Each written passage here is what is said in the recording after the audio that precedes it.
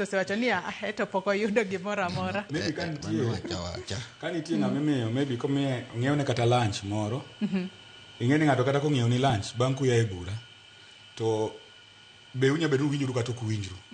To ng'iew ni lunch to an nyaka koro sani dhi nyaka chakre 2015 higni 12 kane union ka ma wan miluongo ni atuoli ginigo to an pok aneno nikech de nitiere an koponi noponi wawinjore ni onego be ni miya aka kata bilion achiel aka ikawa koponi ne nyaka ni kawe onge tiende nikech wan gi structures wa an anyalo kawe an andhi akawe kuchocho to an gi teku mane mar dhi wacho ni koro ero wawe koponi e committee ma untie un ji 15 to udwa make decision ni wachung gomo donge idhi igo kura kanyo ma ichungo go gomo koro in unless ni idhi luonge kando kaka jomoko luonge idhi na nyuki kuchocho tiluongo jofwambo ni wan gomo mane mar jo UHC ma koro lich ni en koro ochunge ting'e ang'ia bang' mano ni kise gire kawano tikiri oko kaka girene to mondo mi wabede telo ni igni madhi mana 15 matiende ni wan wasebedo kwa wawinjo gik ma executive jomwa tiyogo wacho nikech koponi ne anyalo amua na wacho nikech ok nyami pesa tele nyaka idhi tim gimo mine pesa no koro mano ken jomo setemo nitiere kidhi itimo nonro ni ibo winjo ka jok mano kawe modhi otimo kaka gitime no dhiang' no senyono ne gionge union kata gin gi cases mag union kech wambe wan gi sheria mwaluwo kaka wadhi koro ananya wacho ni oonge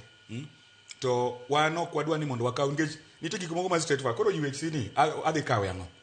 koponi nyaka kaw gimoro amoro osetim barua monego be ni chiwo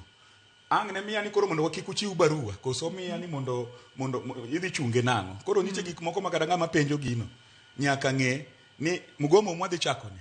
en mugomo mar maslahi mar jowa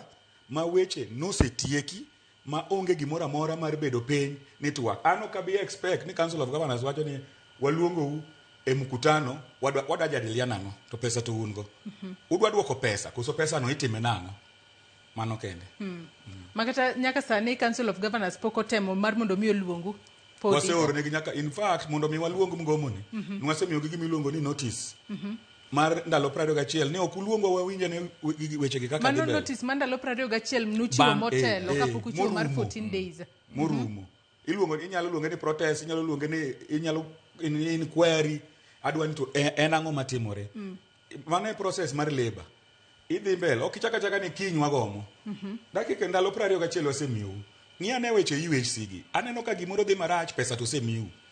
ndalo 21 gi ne uchiwo ka osesom budget mano mar hiko omenda mar 2026-2027 koro ng'eni gimoro amora osetimore ma ndalo 21 no wanyalo wuoyo manywi ji barua orumo onge kata ng'ama wuoyo kodwa koro kendo wachako chiwo 14 day strike notice wige 2 ndalo 14 ndalo 14 go onge gimotimore koro nyaka sani onge gimotimore maybe kiny weche nyalo losore maber kata tich abich lakini kochopo Jumapil onge wang'e to koro tek